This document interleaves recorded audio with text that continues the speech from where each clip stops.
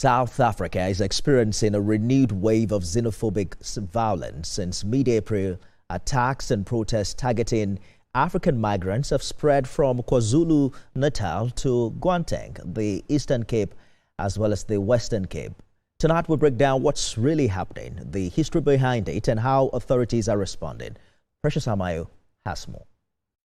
The protest moved to Gauteng this week. From April the 27th to 29th, demonstrators gathered at the Union buildings in Pretoria and in Hillbrow, Johannesburg, demanding the removal of undocumented foreigners. Nigeria's consulate issued an advisory warning its citizens about protests in East London, Cape Town, Durban and KwaZulu-Natal, which turned violent. There were reports of looting, property destruction and injuries. One video widely shared online shows a Ghanaian man in KwaZulu-Natal being confronted, asked to prove his legal status, and told to fix his country. Ghana's government confirms another national, Emmanuel Asamoah, was attacked by a vigilante group and is now being relocated home. So far, South African police have confirmed violence, looting and injuries. 2 Nigerian nationals, Amaramiro Emmanuel and Ekpeyong Andrew, were killed during confrontations with security personnel. This is not new. In 2008, at least 67 people were killed and 100,000 displaced. In March 2015, UNHCR reported 6 killed and over 5,000 displaced in KwaZulu-Natal. In September 2019, Human Rights Watch documented at least 18 foreigners killed in Gauteng, KwaZulu-Natal and the Western Cape. President Cyril Ramaphosa, while addressing the unrest during his Freedom Day speech, said, quote, "We should never allow the legitimate concerns of our communities about illegal migration to breed prejudice towards our fellow Africans. We will not allow people to take the law into their hands," end quote. The government says it is clamping down on illegal migration and on businesses hiring undocumented workers. At that statement, Ghana protested, and South African authorities promised that anyone participating in xenophobic acts will be identified, apprehended, and brought before the court. Foreign Affairs Minister Ronald Lamola said the violence is a threat to South Africa's constitutional order. But rights groups point to gaps. Human Rights Watch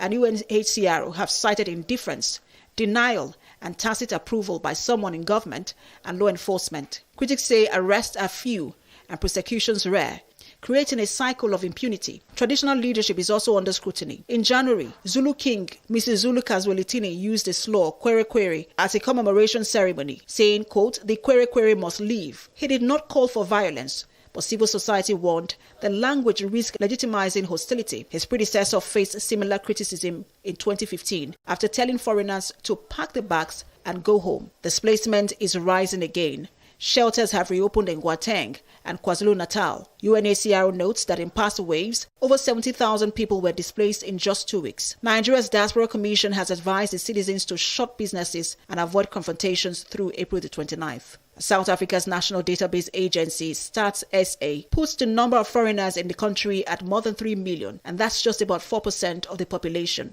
63.6% are from SADC countries. Yet, only 1.8% of public school pupils are foreign nationals. South Africa also hosts around 280,000 refugees and asylum seekers. Observers say these patterns are familiar. It starts with economic strain, followed by political and vigilante rhetoric, then attacks on African migrants, followed by official condemnation but limited accountability. As of April the 28th, protests continue in Gauteng. Authorities promise action. The question many are asking is whether this time will be different. Precious Amayo, TVC News. Organizational Development and Human Capital Strategist Oscar Emetwe is a Nigerian who lives and does business in South Africa. He joins us on the news this hour. From your vantage point, in a minute if you can, I'd like us to begin with the real situation for Nigerians and other African migrants right now. Are we looking at isolated flare-ups amplified by social media or a genuinely escalating, coordinating wave of attacks? First of all, Nifemi, thank you so much for having me.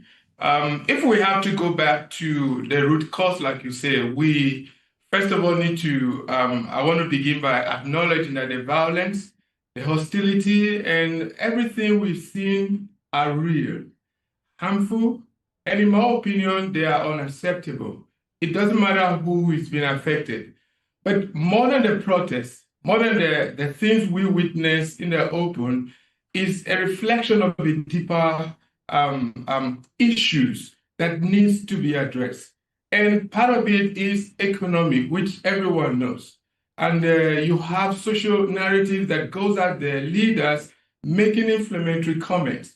I wouldn't say that this is a targeted, maybe Nigerian thing, but yeah, like I did say earlier on, these are just a deeper reflection of issues on ground that the citizens are actually asking for answers, accountabilities from their leader.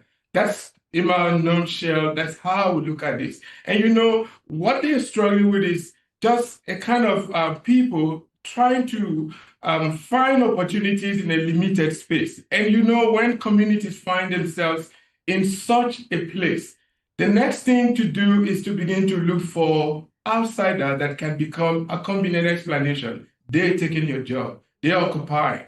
But fact states that the average population of foreigners in South Africa is just 3 to 4%, and that's about 3 million people or foreigners in the country. According to StatSA, that does not in any way account for that slaw or that saying that foreigners are taking their job. And when it comes to Nigeria, one thing we all need to know is Nigeria are highly visible. And we are in the informal sectors, we are in entertainment, we are in entrepreneurship.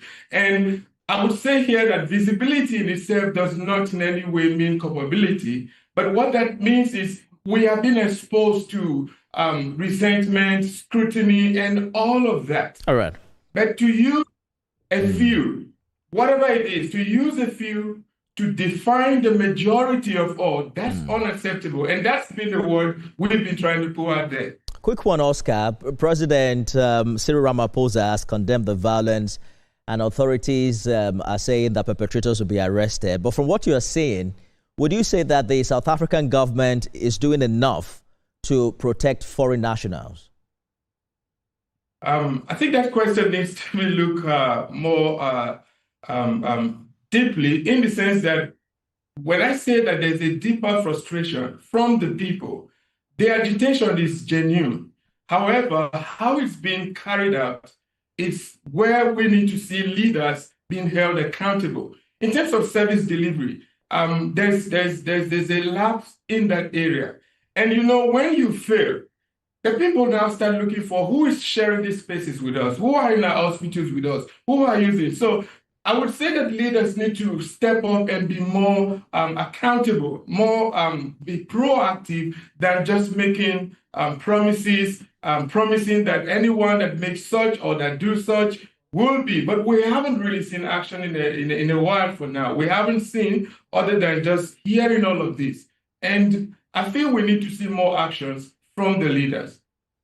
Oscar Betwa, this is a developing story. We're going to continue this conversation subsequently. Organizational development and human capital strategist, thank you so much for your insight. Thank you so much. Business News is next with Tolulokwe Ogunjobi.